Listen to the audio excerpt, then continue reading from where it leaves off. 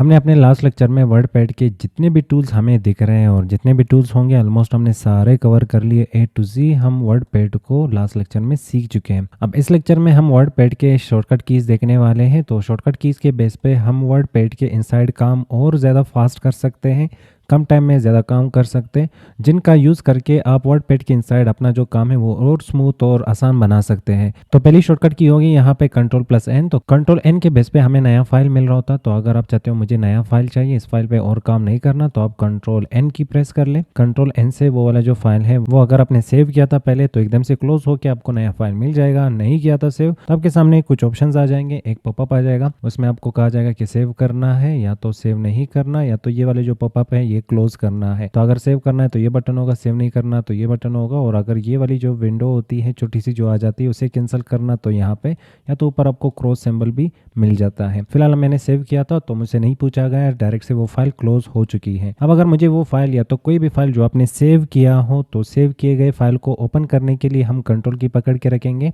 और यहाँ से प्रेस करेंगे ओ। तो Ctrl+O से हम सेव किए गए फाइल को ओपन कर सकते हैं। तो आप डेस्कटॉप पे क्लिक कर ले, जो भी फाइल आपने ओपन करना है वो फाइल सेलेक्ट कर ले। सिलेक्शन के बाद ओपन पे क्लिक करोगे तो हमने एक दफ़ा फिर अपना जो सेव किया गया फाइल है वो यहाँ पे ओपन कर लिया। तो अगर आपने फाइल पे कुछ काम कर लिया और आप चाहते हैं ये काम मुझे सेव करना है, तो सेव करने के लिए हम Ctrl+S की प्रेस कर सकते हैं। तो फाइल यहाँ पे मैंने पहले से सेव किया है। तो अगर मैं यहाँ पे कोई नया फाइल उठा लेता हूँ जैसे कि Ctrl+N, और इस फाइल के इनसाइड हम यहाँ पे कुछ भी काम कर लेते हैं। अब इस फाइल को हमने महफूज करना है। अगर लाइट जाएगी तो ज़ाहिर बात है ये सारा डेटा लॉस हो जाएगा, या तो लैपटॉप बंद हो गया तो डेटा सारा लॉस हो जाएगा। तो इस फाइल को सेव करने के लिए Ctrl+S से हम फाइल्स को सेव कर सकते हैं। तो आप लोकेशन दे दे, किसी भी लोकेशन पे आप सेव कर सकते हो। फाइल को नाम दे दे, तो मैंने 1 2 3 फाइल को नाम दे दिया और इस फाइल को मैंने सेव कर लिया। अब डेस्कटॉप पे देखोगे तो 1 2 3 के नाम से हमें यहाँ पे फाइल मिल रहा होगा, और हम जब चाहे इस फाइल को वापस ओपन करके इसमें मजीद काम अपना कर सकते हैं। वर्डपैड के इनसाइड जो भी आपने काम किया, आप चाहते हैं इसे सॉफ्ट कॉपी से कन्वर्ट करना है, हार्ड कॉपी में प्रिंट करना है, इसे प्रिंटर मौजूद है तो आप कंट्रोल की पकड़ के रखिए, P प्रेस कर ले।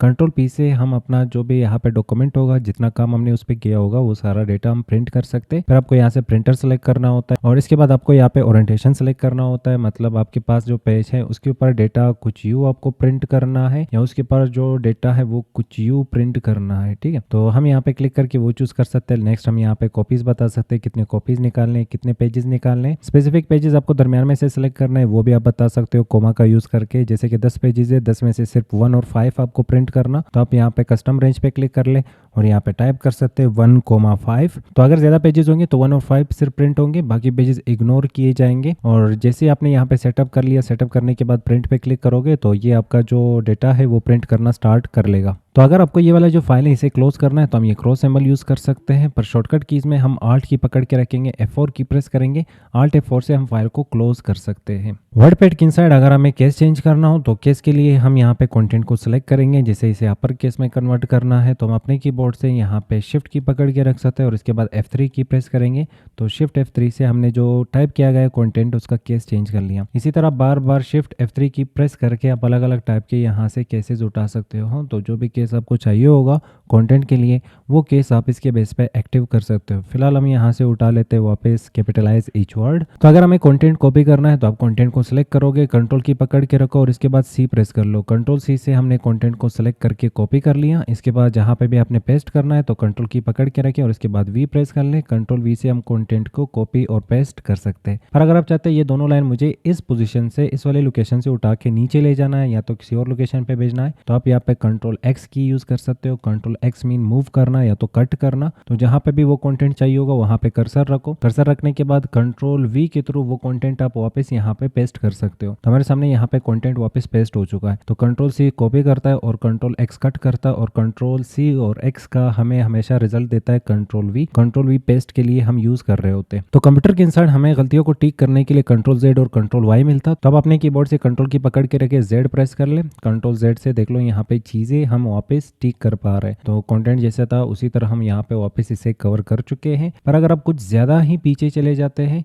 तो हम वापस आगे आने के लिए, जैसे लास्ट टाइम ये टाइटल 2 दफ़ा लिखा था तो गलती से वो जो दूसरा टाइटल था वो डिलीट होगा क्योंकि मैं कुछ ज़्यादा ही पीछे चला गया। अगर वो टाइटल मुझे वापस चाहिए होगा तो हम कंट्रोल की पकड़ के रखेंगे, Y प्रेस करेंगे।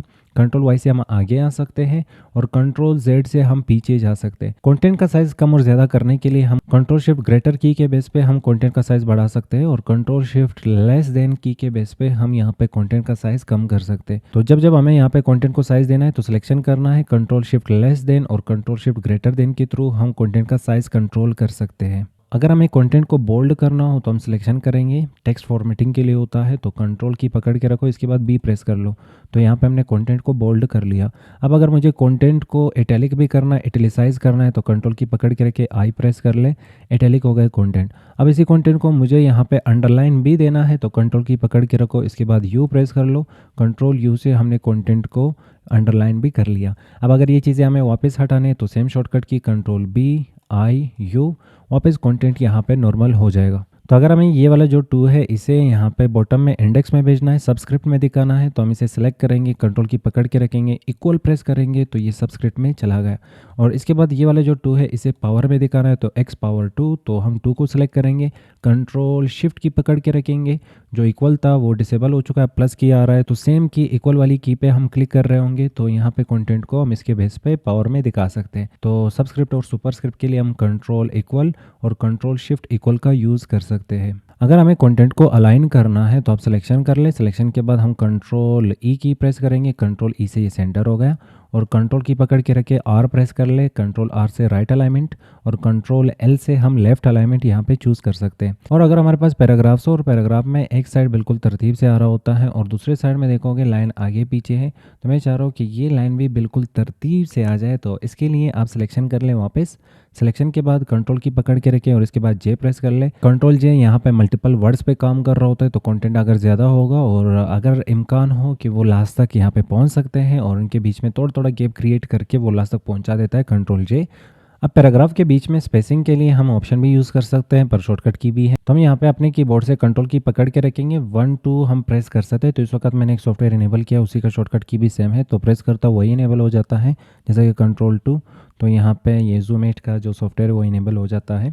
तो हम यहाँ पे 1 और 2 के थ्रू जो लाइन स्पेसिंग है वो कंट्रोल कर सकते हैं और कंट्रोल 5 के थ्रू भी आप आफ्टर पैराग्राफ का जो स्पेसिंग है वो कंट्रोल कर सकते हैं। तो कंट्रोल की पकड़ के रखे 1 2 और 5 प्रेस करोगे तो आप यहाँ पे लाइन्स के बीच में जो गैप होती है वो कंट्रोल कर सकते हैं। अब इस डॉक्यूमेंट में ढेर सारा कंटेंट है तो इसमें से अगर कोई स्पेसिफिक वर्ड हमें फाइंड करना हो तो कंट्रोल की पकड़ के रखे F प्रेस कर ले और आप यहाँ पे वो वर्ड टाइप कर सकते हैं। जैसे कि मैं यहाँ पे टाइप करूँगा ऑडियो नाम का वर्ड है क्या, तो हमने ऑडियो टाइप कर लिया, फाइंड नेक्स्ट पे क्लिक करेंगे तो ये कह रहा है कि इस टाइप का कोई भी यहाँ पे वर्ड नहीं है और इसने यहाँ पे सर्चिंग को फिनिश कर लिया। और अगर हम यहाँ पे लिख ले CTRL और इसके बाद फाइंड नेक्स्ट पे क्लिक करते हैं तो हमें बताया जा रहा है कि हाँ ये रहे CTRL नाम के वर्ड्स। तो CTRL वर्ड्स ये हमें फाइंड करके दे रहा होता है। तो जो भी वर्ड आपको फाइंड करना है तो आप कंट्रोल F और यहाँ पे वो वर्ड टाइप कर सकते हैं। पर यहाँ पे हम नेक्स्ट नेक्स्ट नेक्स्ट करते जा रहे हैं तो हम स्टार्ट में अगर कर्सर रखते हैं, कर्सर रखने के बाद अगर हमें नेक्स्ट वर्ड फाइंड करना है तो इसके लिए भी शॉर्टकट की होती है।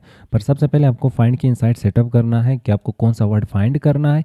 फाइंड करने के बाद आपने ये वाली विंडो क्लोज करनी है और आपके कीबोर्ड में यहाँ पे F3 की होगी तो आप F3 की प्रेस करके यहाँ पे आप नेक्स्ट वर्ड की तरफ जा सकते हैं। अब मल्टी टाइम मैंने यहाँ पे CTRL लिखा है तो मुझे इन सभी CTRL की को कंट्रोल के साथ रिप्लेस करना है। तो रिप्लेसमेंट के लिए हम कंट्रोल H की प्रेस कर सकते हैं। तो यहाँ पे एक छोटा सा पॉपअप आ जाएगा, इसके इनसाइड हम बता रहे होंगे कि आपको कौन सा वर्ड फाइंड करना है। तो हमने कहा कि CTRL को फाइंड कर लो, इसके बाद इसे रिप्लेस कर लो कंट्रोल के साथ। हम यहाँ पे पूरा वर्ड कंट्रोल लिख रहे होंगे और फाइंड नेक्स्ट, ये हमें फर्स्ट वर्ड फाइंड करके दे देगा। रिप्लेस पे क्लिक करेंगे तो सिर्फ फर्स्ट वर्ड यहाँ पे रिप्लेस हो गया। पर अगर हम रिप्लेस ऑल पे क्लिक करेंगे तो जितने भी यहाँ पे CTRL मैचिंग कीज थे तो वो सारे रिप्लेस हो गए कंट्रोल वर्ड के साथ। अब यहाँ पे जो कंटेंट है इनको अगर हमें जूम इन जूम आउट करना है तो यहाँ से ये ऑप्शन हम यूज़ कर सकते हैं, इसके थ्रू हम जूम आउट कर सकते हैं और जूम इन कर सकते हैं। पर वहीं पे आप कंट्रोल की पकड़ के रखे और अपने माउस से व्हीलर घुमाओगे तो इसके थ्रू भी आप कंटेंट को जूम इन और जूम आउट कर सकते हैं। अगर आप डॉक्यूमेंट पे काम कर रहे हैं तो आप नेविगेशन ज़रूर करोगे, मतलब कर्सर को यहाँ से वहाँ लेके जाना और ऊपर नीचे लेके जाना, सिलेक्शन करना। तो डिफरेंट टाइप के सिलेक्शन होते हैं और नेविगेशन के लिए शॉर्टकट कीज भी होते हैं। जैसे हमारा कर्सर यहाँ पे दरमियान में पड़ा हो तो हम माउस उठा के कर्सर को स्टार्ट में लेके आ जाते हैं।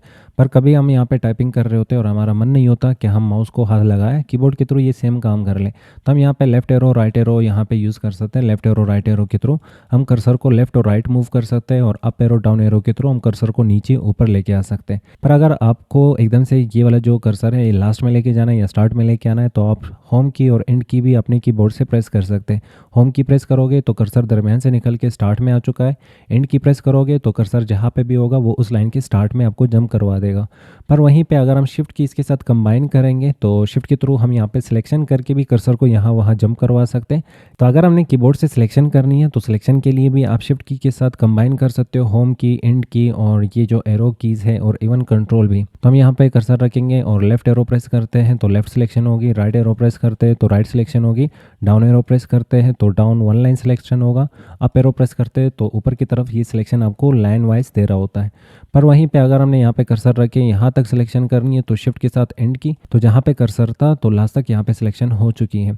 वहीं पे अगर शिफ्ट की पकड़ के रखेंगे और होम की पे क्लिक करेंगे तो यहाँ पे हम देख सकते हैं जहाँ पे कर्सर था वहाँ से होम तक मतलब स्टार्ट तक यहाँ पे सिलेक्शन भी हुई है और कर्सर भी स्टार्ट में आ चुका है। और अगर किसी वर्ड को आपने सेलेक्ट करना है तो आप उस पर डबल क्लिक भी कर सकते हो, डबल क्लिक के थ्रू भी सिलेक्शन होती है और लेफ्ट क्लिक इस तरह ड्रैग करके भी आप सिलेक्शन कर सकते हो। अगर किसी पैराग्राफ पे आप ट्रिपल क्लिक करते हो तो वो पूरा यहाँ पे पैराग्राफ आपको सेलेक्ट करके दे रहा होता है। तो कंट्रोल ऐसे आप यहाँ पे पूरे डॉक्यूमेंट में जितने भी चीज़ें होंगे वो सारे सेलेक्ट कर सकते हो। कंट्रोल की पकड़ के रखो, ए प्रेस कर लो तो जितने भी चीज़ें थे वो सारे सेलेक्ट हो गए। अब अगर हमें नेविगेशन करना है मतलब डॉक्यूमेंट के बिल्कुल लास्ट में जाना है तो हम यहाँ पे इस तरह स्क्रॉलिंग कर सकते हैं या तो माउस का व्हीलर घुमा सकते हैं। वहीं पे आप की यूज़ करोगे, कंट्रोल की पकड़ के रखो और इसके बाद आप एंड की प्रेस कर लो तो डॉक्यूमेंट के हम लास्ट में पहुँच चुके हैं। वहीं पे अगर हमें डॉक्यूमेंट के स्टार्ट में जाना है तो कंट्रोल की पकड़ के रखो, होम पे क्लिक कर लो तो हम डॉक्यूमेंट के स्टार्ट में आ चुका है। अब अगर आप चाह रहे हैं कि मुझे यहाँ से सिलेक्शन करना है और बॉटम तक सिलेक्शन करनी है तो कर्सर के राइट साइड पे जितना भी कंटेंट होगा वो सारा सेलेक्ट भी करना है और डॉक्यूमेंट के लास्ट तक सिलेक्शन करनी है तो कंट्रोल शिफ्ट और एंड की, तो कर्सर जहाँ पे होगा वहाँ से लेकर बॉटम तक सिलेक्शन हो चुकी है। अब कर्सर जहाँ पे पड़ा है आप चाहते हो कि यहाँ से टॉप पे जंप भी करना है और सिलेक्शन भी करना है तो कंट्रोल शिफ्ट और होम की, इसके थ्रू अपने कर्सर को स्टार्ट में जंप भी करवाया और सिलेक्शन भी कर लिया। इसी तरह बैक स्पेस होता है तो आप बैक स्पेस से वर्ड को डिलीट कर सकते हो लेफ्ट साइड की तरफ, और अगर आप राइट साइड की तरफ चीज़ों को डिलीट करना चाहते हैं तो डिलीट की के थ्रू आप कर्सर के राइट साइड की तरफ चीज़ों को डिलीट कर सकते हो। वहीं पे अगर इसके साथ कंट्रोल कंबाइन करोगे तो ये पूरा वर्ड डिलीट कर रहा होता है।